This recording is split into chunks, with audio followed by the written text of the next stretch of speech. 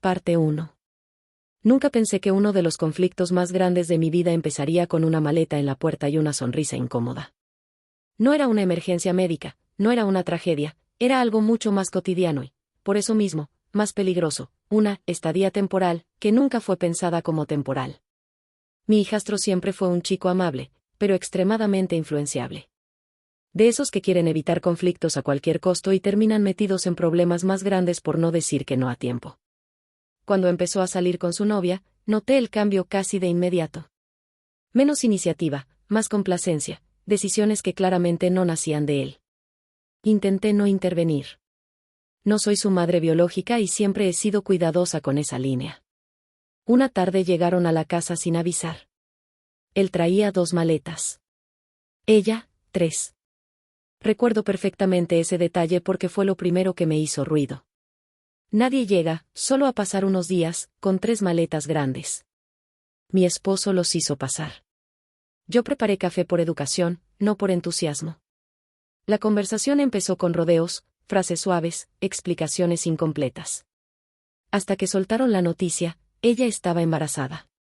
Y no solo eso, habían decidido dejar el departamento que rentaban porque no valía la pena seguir pagando, teniendo espacio en nuestra casa. No fue una pregunta. Fue presentado como plan. Sentí ese tipo de silencio interno que aparece cuando entiendes que alguien tomó una decisión que te involucra, sin incluirte. Explicaron que sería solo por un tiempo.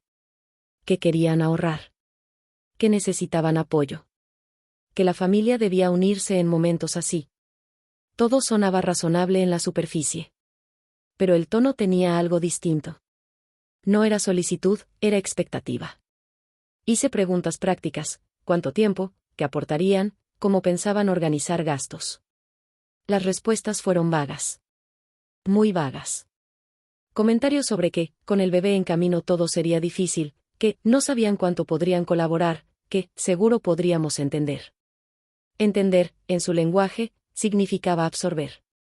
Mi esposo, movido por la emoción de ser abuelo, reaccionó primero con entusiasmo. Yo reaccioné con cálculo. No por frialdad, sino por experiencia. He visto demasiadas ayudas temporales convertirse en dependencias permanentes. Acepté algo básico, podían quedarse unas semanas mientras organizaban un plan real. Dejé claro que no era indefinido. Ambos asintieron demasiado rápido. Otra señal que no me gustó. Los primeros días fueron tranquilos. Demasiado tranquilos. Excesivamente cómodos para alguien que supuestamente estaba en transición. No buscaban opciones de vivienda. No hablaban de presupuesto. No hacían llamadas. Se instalaron. Empecé a notar pequeños detalles, pedidos especiales de comida, comentarios sobre cómo debía adaptarse la casa para, cuando llegara el bebé, sugerencias de cambios en habitaciones que no eran suyas. Todo envuelto en tono dulce. Pero constante. La primera alarma real sonó cuando la novia, con total naturalidad, mencionó que yo seguramente podría ayudar con el cuidado del bebé cuando ella necesitara descansar. No lo dijo como posibilidad. Lo dijo como parte del arreglo implícito. Arreglo que nadie acordó. Ahí entendí que no habían venido a resolver un bache. Habían venido a instalar una solución permanente a costa nuestra. Y todavía no sabía que esa no era ni de lejos la parte más complicada de la historia, porque muy pronto empezaría a notar que no solo esperaban casa gratis. Esperaban reemplazos parentals completos. Quiero preguntarte algo. Cuando un familiar llega, por poco tiempo, pero ya habla como si fuera definitivo, ¿te genera confianza o alerta? Te leo en comentarios. Parte 2. Al principio intenté convencerme de que tal vez estaba exagerando. Que el embarazo, la tensión y la sorpresa podían explicar su actitud tan confiada. Me dije que darles unos días para acomodarse era lo correcto. Pero los días empezaron a mostrar patrones, y los patrones no mentían. No hubo búsqueda de departamentos. No hubo cálculos de presupuesto. No hubo llamadas para ver opciones.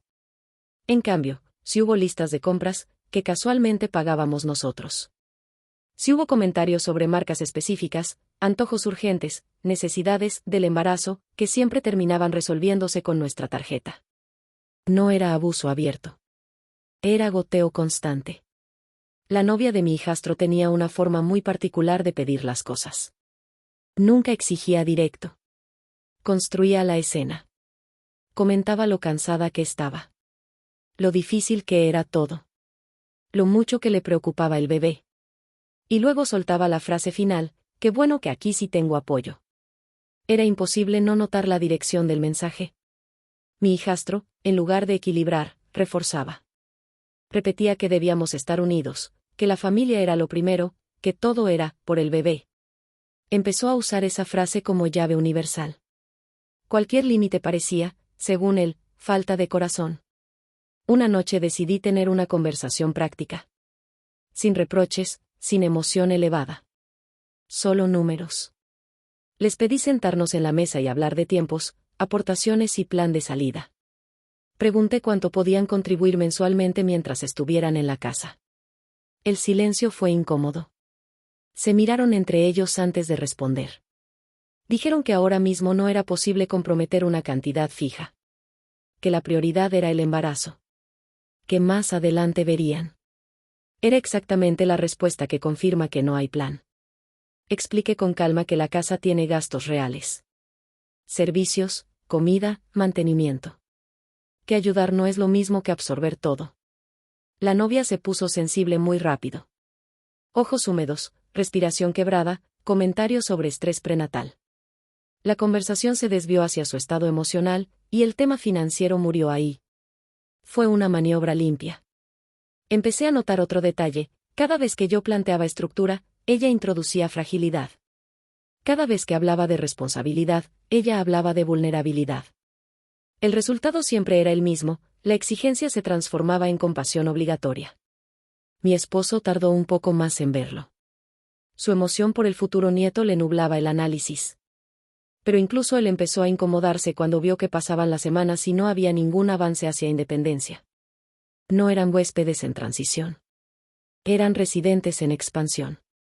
La situación escaló cuando comenzaron a reorganizar espacios sin pedir permiso. Movieron muebles de una habitación que usábamos como oficina. Comentaron que sería ideal como cuarto del bebé mientras estamos aquí. No preguntaron si estábamos de acuerdo. Hablaron como si ya estuviera decidido. Ahí puse el primer límite firme. Les dije con claridad que no habría cambios estructurales en la casa. Que su estancia era temporal y condicionada a un plan verificable. Mi hijastro se mostró herido. No molesto, herido. Dijo que no esperaba frialdad de mi parte. Otra vez la carga emocional como herramienta. Pero lo que realmente me encendió la alerta fue lo siguiente. Empecé a notar inconsistencias en la línea de tiempo del embarazo. Fechas que no cuadraban. Comentarios que cambiaban. Recuerdos distintos según quien hablara. No era un error aislado, era patrón. Y cuando hay patrón en fechas sensibles, hay historia oculta. Todavía no tenía prueba. Solo intuición. Pero mi intuición rara vez aparece sin motivo. Y muy pronto iba a tener una conversación que convertiría esa sospecha en algo mucho más concreto. Algo que cambiaría por completo mi postura sobre ayudarlos. Déjame preguntarte. Cuando alguien evita hablar de números pero habla mucho de emociones, ¿te parece vulnerabilidad real o táctica de presión? Te leo en comentarios. Parte 3. Las inconsistencias en las fechas empezaron como detalles pequeños, casi invisibles. Comentarios sueltos que no coincidían del todo. Yo no soy de confrontar por intuición solamente, pero sí soy de observar patrones. Y cuando un patrón se repite, dejo de ignorarlo. Una tarde, mientras estábamos en la cocina, la novia de mi hijastro hablaba por teléfono con una amiga. No estaba espiando, simplemente la escuché porque hablaba fuerte. Comentó cuántas semanas tenía de embarazo, y el número no coincidía con el que nos había dicho días antes. No era diferencia de redondeo. Era más de un mes. No dije nada en ese momento. Solo lo anoté mentalmente.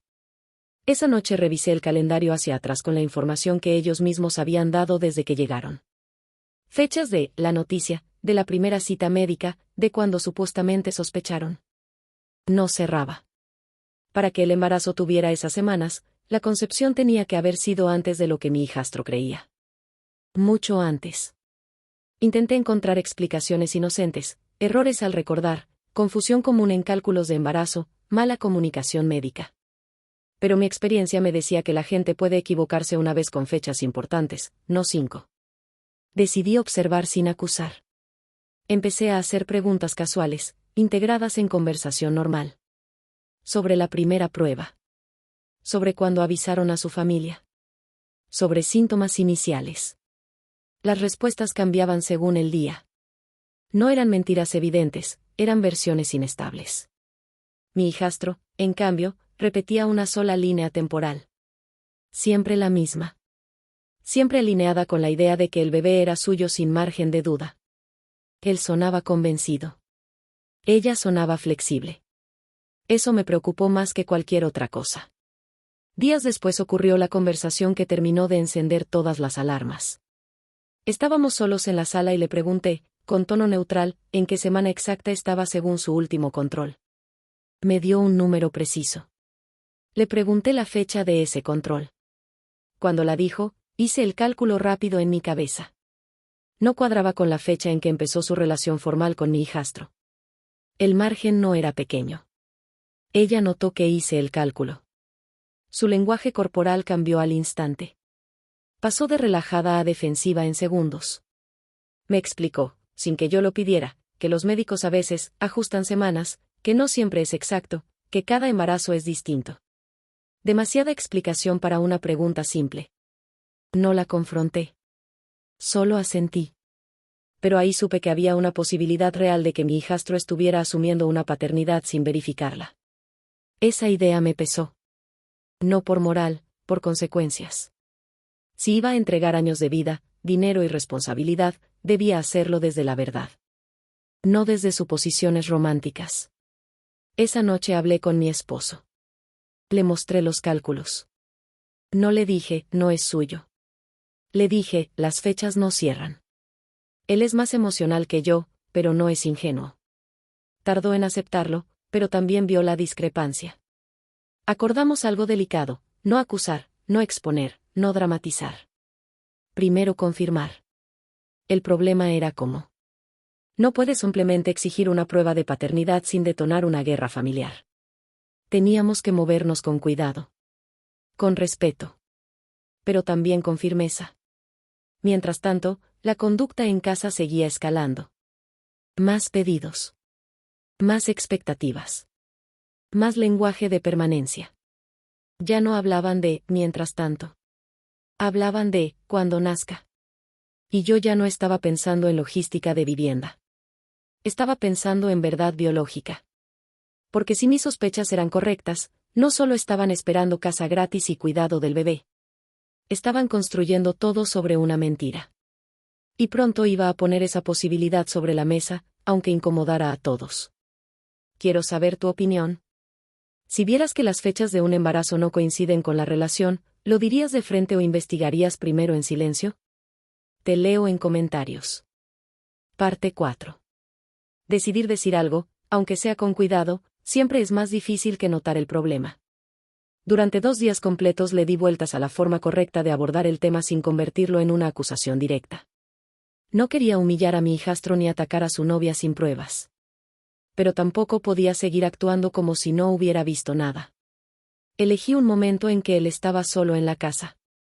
Sin ella. Sin presión de pareja. Sin público. Preparé café y le pedí que se sentara conmigo. Desde el primer segundo noté que pensó que la conversación sería sobre dinero o reglas de convivencia. No imaginaba el tema real. Empecé suave. Le dije que lo quería, que mi intención no era pelear, que necesitábamos hablar como adultos. Luego le expliqué, paso a paso, las inconsistencias de fechas. Sin adjetivos. Sin acusaciones. Solo números y calendario. Al principio sonrió incómodo. Dijo que seguro yo estaba calculando mal. Le mostré cómo lo había contado. Volvió a sonreír, pero ya no con seguridad, con tensión. Repitió que los médicos cambian semanas, que no es exacto. La misma explicación que ella me dio. Eso no me tranquilizó. Me confirmó coordinación. Le dije algo que cuidé mucho como formular: cuando la línea de tiempo no es clara, la forma más sana de proteger a todos es confirmar. No acusar, confirmar. Su postura corporal cambió por completo. Pasó de relajado a rígido. Se cruzó de brazos.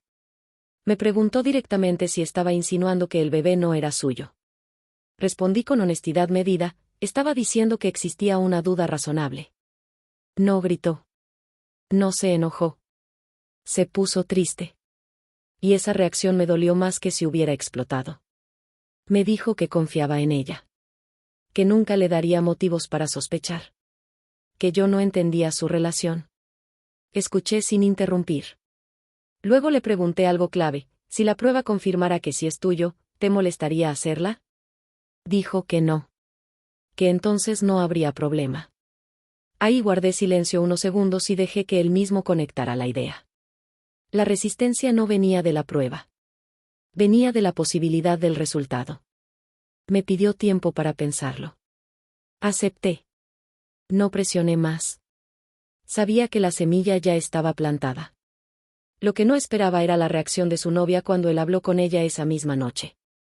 No estuve presente, pero la escuché desde el pasillo. El tono no era de sorpresa herida, era de enojo defensivo. Voz elevada. Frases rápidas. Reproches. No sonaba como alguien injustamente acusado. Sonaba como alguien molesto por la pregunta. Después de esa conversación, la dinámica en la casa cambió de inmediato. Ella dejó de ser amable conmigo. Fría, cortante, distante. Mi hijastro estaba dividido, cariñoso conmigo cuando estaba solo, tenso cuando ella estaba cerca. La casa empezó a sentirse como territorio con bandos invisibles. 2 días después llegó el primer intento de presión formal. Me dijeron que el estrés no era bueno para el embarazo. Que mis dudas estaban afectando el ambiente. Que debía apoyar sin cuestionar. Traducido, querían silencio sin condiciones. Respondí con calma que apoyar no significa ignorar inconsistencias importantes. Y que traer un bebé al mundo merece verdad, no suposición. Esa frase marcó el punto de quiebre. Porque a partir de ahí dejaron de comportarse como huéspedes agradecidos, y empezaron a comportarse como personas que temen ser descubiertas. Y cuando alguien teme una prueba simple, normalmente no es por orgullo. Es por riesgo. Te pregunto. Si pedir una prueba de paternidad provoca enojo extremo en lugar de tranquilidad, ¿te genera más confianza o más sospecha? Te leo en comentarios. Parte 5. Después de esa conversación, la atmósfera en la casa cambió por completo. Ya no era solo incomodidad, era tensión sostenida. De esas que no necesitan gritos para sentirse. Bastaba entrar a la cocina y notar el silencio cortante. Las respuestas breves. Las miradas evitadas. La novia de mi hijastro dejó de disimular. Ya no usaba tono dulce conmigo. Hablaba lo necesario y nada más. Pero con mi esposo seguía siendo amable. Demasiado amable. Esa diferencia no era casual. Era estrategia. Mi hijastro estaba en medio, claramente presionado. Se notaba agotado. Dormía mal. Estaba más irritable. Varias veces intentó iniciar conversaciones neutrales conmigo, como si quisiera que todo volviera a antes, pero ese antes ya no existía. Cuando la verdad entra en escena, no vuelve a salir. 3 días después, él mismo se acercó a hablar. Me pidió caminar afuera. Eso ya me dijo mucho. Cuando alguien necesita salir de la casa para hablar, es porque no se siente libre dentro. Caminamos en silencio unos minutos hasta que lo dijo, había pedido la prueba. No con entusiasmo. Con miedo. Me explicó que la conversación con su novia fue dura. Que ella lloró, se indignó, dijo que era una falta de respeto, que demostraba desconfianza total. Pero que, al final, aceptó, con una condición, que si la prueba confirmaba que él era el padre, yo debía disculparme con ella. Noté el detalle, la condición no era para él. Era para mí. Acepté sin problema. Porque cuando uno confía en la evidencia, no negocia con el resultado. Coordinamos hacerlo de forma privada y rápida. Sin anunciarlo al resto de la familia. Sin convertirlo en espectáculo. Solo verdad técnica. Me sorprendió que ella aceptara finalmente sin intentar bloquearlo. Eso me dejó 2 posibles lecturas, o estaba muy segura, o creía que podía controlar el resultado. Mientras tanto, su comportamiento en la casa se volvió más demandante, no menos. Ese patrón me llamó mucho la atención. Normalmente, cuando alguien está bajo sospecha, baja perfil. Ella hizo lo contrario. Más pedidos. Más referencias a cuando nazca el bebé aquí. Más planes que nos incluían como cuidadores principales. Era como si estuviera intentando asegurar el terreno antes del veredicto. Hubo un episodio que terminó de mostrarme el nivel de expectativa que tenían. Una tarde comentó, con total naturalidad, que después del parto necesitaría dormir varias horas seguidas y que yo podría encargarme de las noches porque tengo más experiencia. Lo dijo como si ya estuviera acordado. Como si yo fuera parte automática del contrato. No respondí de inmediato. La miré unos segundos y le dije con voz tranquila que no soy niñera residente y que la responsabilidad principal de un bebé es de sus padres. Su expresión cambió a ofendida instantánea. Mi hijastro bajó la mirada. Nadie añadió nada más. Pero el mensaje quedó claro, ellos veían apoyo como sustitución. Los días previos al resultado fueron largos. Muy largos. Yo no sentía ansiedad, sentía certeza en construcción. Cuando has visto suficientes inconsistencias, la incertidumbre se reduce. No desaparece, pero pierde fuerza. Mi esposo empezó a alinearse más conmigo también. No por influencia, por observación. Me dijo algo que resumió todo: cuando la verdad no asusta, la gente la acelera, cuando asusta, la retrasa. Y ellos habían intentado retrasarla todo lo posible. El día que avisaron que los resultados estaban listos, mi hijastro me escribió un mensaje corto: hoy salimos de dudas. Leí esa frase varias veces. Porque no solo hablaba de paternidad. Hablaba de futuro, de responsabilidad, de permanencia en nuestra casa, de todo. Y lo que ese resultado iba a decir no solo definiría quién era el padre. Iba a definir quién se quedaba, y quién se iba. Quiero saber tu postura. ¿Aceptarías mantener en tu casa a una pareja que ya da por hecho que cuidarás a su bebé sin preguntarte? Te leo en comentarios. Parte 6. El día del resultado amaneció extrañamente normal. Cielo despejado, rutina igual, café servido a la misma hora. Siempre me ha parecido curioso cómo los días que pueden cambiar una historia completa no traen señales visibles. Todo se ve igual, hasta que deja de serlo. Mi hijastro y su novia salieron temprano. No hablaron mucho durante el desayuno. Ella estaba seria, pero no nerviosa. Él sí. Se notaba en los movimientos pequeños, revisaba el teléfono sin notificaciones, tomaba agua sin tener sed, respiraba más profundo de lo normal. Cuando se fueron, la casa quedó en un silencio pesado. No intenté adivinar el resultado en voz alta. No hice teorías. Me limité a esperar. Pasaron horas sin noticias. Eso ya era una señal. Cuando alguien recibe confirmación positiva de algo que desea, normalmente lo comunica rápido. Cuando no, tarda. No por estrategia, sino por impacto. Cerca de la tarde llegó el mensaje. No fue llamada. Fue texto. ¿Podemos hablar cuando llegue? Corto. Sin emojis. Sin contexto. Respuesta típica de quien no trae buenas noticias. Cuando entraron a la casa, supe la respuesta antes de escucharla.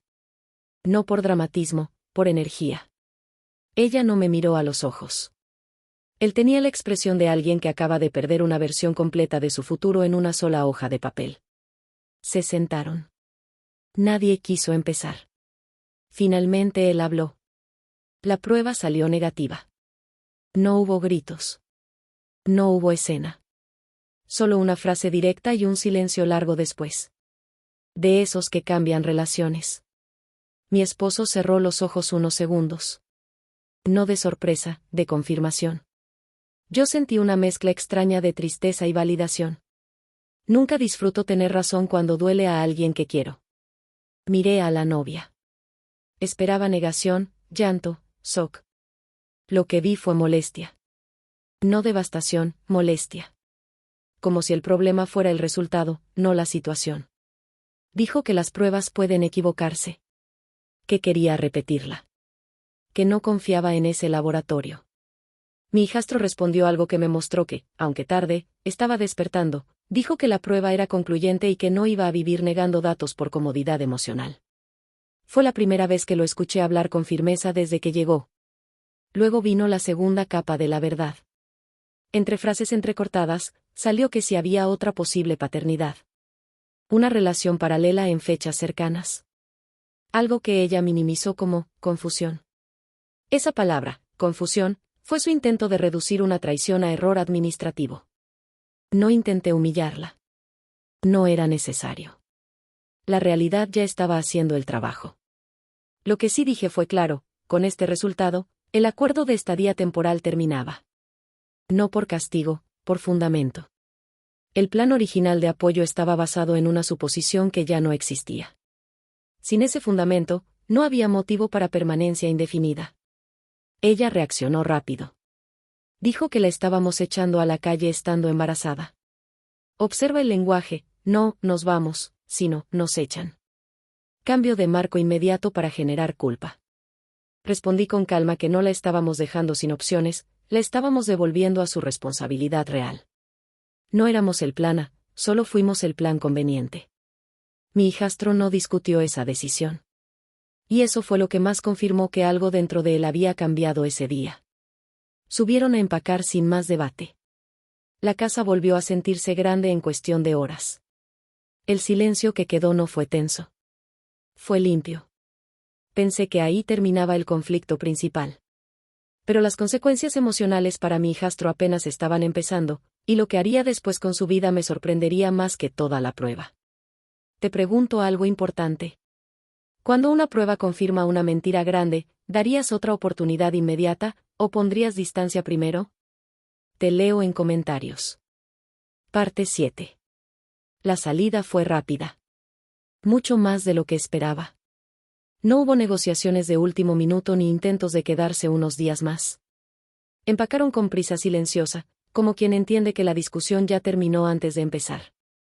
Eso me confirmó algo: cuando una persona sabe que perdió el fundamento de su posición, no discute, se retira. La novia casi no habló durante todo el proceso. No hubo disculpa. No hubo reconocimiento claro de la mentira. Solo frases sueltas sobre que las cosas se complicaron y que nadie entiende la presión. Lenguaje difuso para evitar responsabilidad concreta. Mi hijastro, en cambio, parecía emocionalmente golpeado pero lúcido. No la defendía. No la atacaba. Solo estaba despierto. Como si le hubieran quitado una venda de golpe y todavía le doliera la luz.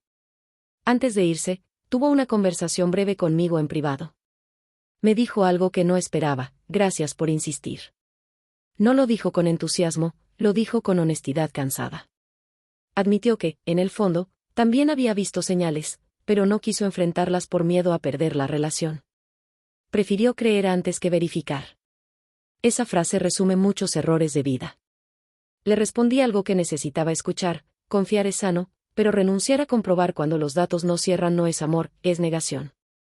Asintió sin discutir. Se fueron esa misma tarde a casa de un amigo suyo. Solución temporal real esta vez, no proyectada sobre otros. La casa cambió de energía en horas. No es metáfora. Hay dinámicas que pesan físicamente. Volvimos a usar espacios que habían sido ocupados simbólicamente. La oficina volvió a ser oficina. La cocina volvió a ser neutral. La rutina dejó de sentirse vigilada. Los días siguientes fueron extraños para todos. Mi esposo pasó por una fase de tristeza silenciosa. No por la chica, por la ilusión de ser abuelo que había construido mentalmente. Yo también sentí una especie de duelo, pero no por la situación perdida, sino por el desgaste evitado tarde. Mi hijastro se mantuvo en contacto, pero con otra actitud. Más independiente. Más directo. Empezó a trabajar horas extra. Retomó proyectos que había pausado. Cuando la niebla emocional se disipó, apareció una versión más firme de él. No perfecta, más consciente. Semanas después supimos que la verdadera paternidad se confirmó con otra persona. No entré en detalles ni quise saberlos. No por desprecio, por cierre. Hay historias que no necesitas seguir cuando ya no te pertenecen. Lo que sí me sorprendió fue esto: ella intentó volver a contactarlo cuando el otro hombre no respondió como esperaba. No buscando reconciliación, buscando soporte. Esa diferencia es crucial. Él, esta vez, dijo que no. Ese no fue su verdadero resultado de ADN emocional. Con el tiempo, nuestra relación con él mejoró. Más adulta. Más directa. Menos manipulable. A veces las crisis no rompen vínculos, los recalibran. Pensé que ahí quedaba todo como lección dura pero cerrada. Hasta que meses después recibí un mensaje inesperado, de alguien completamente fuera del círculo inmediato. Alguien que confirmaría que lo que evitamos no fue solo un abuso económico. Fue algo mucho más grande. Quiero saber tu opinión. ¿Crees que una traición fuerte puede madurar a una persona, o casi siempre la deja peor? Te leo en comentarios. Parte 8. Pasaron varios meses sin sobresaltos. La vida volvió a un ritmo estable. Mi hijastro siguió reconstruyéndose paso a paso, más enfocado en su trabajo, más reservado con su vida sentimental, más cuidadoso con las decisiones grandes. No volvió a llevar parejas a la casa ni a mezclar emociones con logística. Aprendió, y eso no siempre pasa después de un golpe así. Yo pensé que la historia ya era pasado cerrado. Hasta que llegó el mensaje. No venía de la exnovia. No venía de mi hijastro. Venía de un número desconocido. Era corto, directo y educado. La persona decía ser familiar del verdadero padre del bebé y quería confirmar información sobre fechas de convivencia y apoyo económico durante el embarazo. No por chisme, por un tema legal en proceso. Ese detalle me puso alerta inmediata.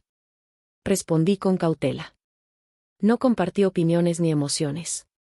Solo hechos verificables: cuánto tiempo vivieron en la casa, que no hubo aportaciones económicas de su parte, que la estadía fue breve y terminó tras confirmarse la no paternidad.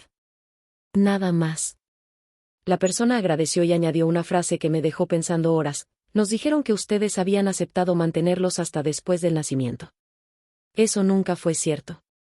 Entendí entonces que la narrativa que ella contó afuera era muy distinta a la realidad. No solo había ocultado la duda de paternidad, había construido una versión donde nosotros éramos patrocinadores comprometidos que luego abandonaron. Convertir ayuda condicionada en promesa eterna es una forma común de manipulación retrospectiva. No me dio rabia. Me dio confirmación. A veces el comportamiento bajo presión revela más carácter que años de convivencia. Hablé con mi hijastro antes de responder cualquier cosa adicional. Ya estaba al tanto del proceso legal. Me dijo que, después de que él se negó a seguir involucrado, ella buscó reconstruir la historia para obtener apoyo del verdadero padre y su familia. Infló compromisos. Inventó acuerdos. Ajustó recuerdos. No me sorprendió. Cuando alguien construye decisiones sobre conveniencia, también reconstruye versiones sobre conveniencia. Lo que sí me sorprendió fue lo siguiente que me contó: ella había intentado contactarlo de nuevo semanas antes, diciendo que, aunque no fuera el padre, él era quien emocionalmente debía estar. Esa frase es peligrosa. Intenta separar responsabilidad biológica de obligación afectiva forzada. Él volvió a decir que no. Y ese segundo no fue aún más firme que el primero. Colgamos y me quedé pensando en algo que veo repetirse mucho: hay personas que no buscan pareja, buscan plataforma. No buscan relación, buscan estructura de soporte. Casa, dinero, cuidado, validación. Y cuando una plataforma falla, buscan otra. No todos los embarazos conflictivos son manipulaciones, por supuesto. Pero cuando el patrón incluye mentira de fechas, presión financiera, expectativas no conversadas y narrativa alterada, ya no es vulnerabilidad. Es estrategia. Con el tiempo, mi hijastro empezó terapia. Por decisión propia. Eso fue quizá la mejor consecuencia de toda la crisis. Entender por qué evita confrontar, porque complace de más, porque ignora señales tempranas. La autoconciencia vale más que cualquier disculpa tardía. Creí que esa sería la última derivación de la historia. Pero todavía faltaba una conversación final, inesperada, que pondría el cierre completo y confirmaría que haber puesto límites no solo fue correcto. Fue preventivo. Te pregunto, ¿alguna vez has visto a alguien cambiar la historia después de los hechos para verse como víctima? Te leo en comentarios. Parte 9. Pensé que el mensaje del familiar del verdadero padre había sido el último eco de todo el problema. Ya habíamos puesto límites, aclarado hechos y seguido adelante. Pero la vida tiene una forma curiosa de ofrecer cierres adicionales, cuando menos los estás buscando. La conversación final llegó por medio de una llamada que no esperaba recibir. Era la madre del verdadero padre del bebé. Su tono fue respetuoso desde el primer segundo. No llamó a reclamar ni a discutir. Llamó a verificar, y según sus propias palabras, a agradecer que hubiéramos puesto un límite cuando lo hicimos. Eso me tomó completamente por sorpresa. Me explicó que, al investigar la situación completa, descubrieron que la historia que ella contó sobre nosotros no coincidía con fechas, mensajes ni registros. Que varias versiones no cerraban. Que cuando empezaron a hacer preguntas específicas, las respuestas cambiaban. Demasiadas veces. Me dijo algo que no olvido: cuando alguien necesita que todos crean su versión sin revisar datos, normalmente es porque los datos no ayudan. Confirmó que su hijo sí era el padre biológico y que asumiría responsabilidad legal, pero que la relación con la madre del bebé ya estaba rota por falta de confianza. No entró en detalles y yo no los pedí. No era mi lugar. Pero el patrón era consistente con todo lo que habíamos visto. Luego agregó una frase que terminó de cerrar el círculo para mí: si ustedes no hubieran pedido claridad, ella habría seguido moviéndose de casa en casa con la misma historia. Eso me dejó pensando mucho rato. A veces creemos que poner límites es dureza. Pero en ciertos casos, es interrupción de un ciclo. No solo te proteges tú, frenas una conducta que se repetiría con otros. Esa llamada no me dio satisfacción. Me dio perspectiva. Después de colgar, hablé con mi esposo y coincidimos en algo: ayudar no es decir sí a todo. Ayudar también es decir no cuando el sí sostiene una mentira. La compasión sin verificación puede convertirse en combustible para el abuso silencioso. Mi hijastro también supo de esa llamada. No reaccionó con enojo ni con burla. Solo con una especie de serenidad triste. Dijo que, por primera vez, no sentía necesidad de defender ni atacar. Solo aceptar que eligió mal y aprendió caro. Esa frase me pareció señal de madurez real. Con el paso de los meses, empezó a tomar decisiones distintas en su vida diaria. Separó finanzas de relaciones. No volvió a mezclar vivienda con noviazgo. Hizo algo que antes evitaba: acuerdos escritos incluso con amigos. No por frialdad, por claridad. Aprendió que lo no hablado se paga después. Yo también aprendí algo importante: la intuición no siempre grita. A veces susurra con datos pequeños, fechas que no cuadran, respuestas que cambian, expectativas que aparecen sin acuerdo. Ignorar esos susurros sale caro. Pensé que ahí sí terminaba todo. Pero aún faltaba el cierre más importante: no legal, no familiar, personal. El tipo de cierre que solo llega cuando miras atrás y entiendes exactamente qué evitaste, y cuánto costaba no haberlo hecho. Y ese cierre cambió la forma en que veo la palabra ayuda para siempre.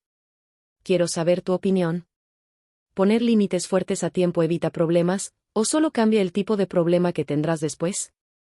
Te leo en comentarios. Parte 10. Con el tiempo suficiente, las historias tensas dejan de doler y empiezan a enseñar. No porque se vuelvan menos graves, sino porque finalmente puedes verlas completas. Sin adrenalina. Sin culpa inmediata. Sin presión externa. Solo hechos y consecuencias. Meses después de todo, me senté una mañana sola en la cocina, la misma donde empezó gran parte del conflicto, y pensé en la cadena completa de eventos. La llegada con maletas. Las expectativas no habladas. Las fechas que no cuadraban. La presión emocional. La prueba. La salida. Las llamadas posteriores. Todo encajaba ahora como un caso de estudio sobre límites. Entendí algo con total claridad: lo que evitamos no fue solo mantener a dos adultos irresponsables en casa. Evitamos convertirnos en soporte permanente de una mentira. Porque si no hubiéramos cuestionado las fechas, si no hubiéramos pedido claridad, si hubiéramos aceptado todas las expectativas implícitas, hoy probablemente estaríamos criando un bebé que no era de la familia, financiando decisiones ajenas y atrapados en una dinámica donde decir ya no habría sido mucho más doloroso y mucho más caro, emocional y económicamente. La diferencia entre ayuda y autoabandono es el límite. Mi hijastro hoy es otra persona comparado con el que llegó con maletas aquel día. No perfecto, más consciente. Más lento para comprometerse. Más firme para preguntar. Me dijo en una conversación reciente que descubrir la verdad antes del nacimiento del bebé fue duro, pero fue misericordia adelantada. Porque apegarse primero y descubrir después lo habría destruido mucho más. Nuestra relación con él quedó más fuerte, curiosamente. Porque ahora es adulta de verdad. Sin triangulaciones. Sin manipulación externa. Sin competir por quien tiene la razón. Solo respeto claro. A veces me preguntan si me arrepiento de haber presionado por la prueba. La respuesta es no. Nunca me arrepiento de pedir claridad cuando las decisiones son grandes.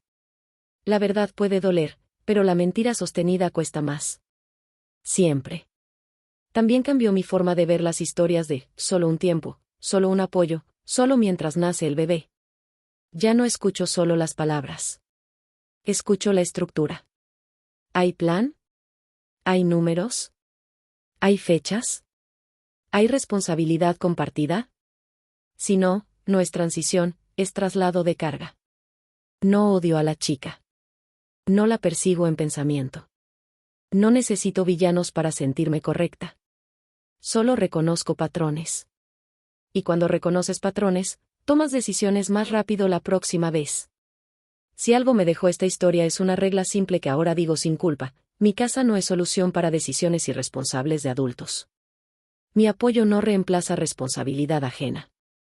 Y la compasión sin límites no es virtud, es puerta abierta. El cierre real no fue cuando se fueron. Fue cuando entendí que decir no a tiempo también es una forma de cuidado, hacia otros y hacia uno mismo. Y ahora quiero cerrar preguntándote a ti. Si alguien cercano te pide ayuda pero evita toda claridad y compromiso, ¿ayudas igual, o primero pides verdad completa? Te leo en comentarios.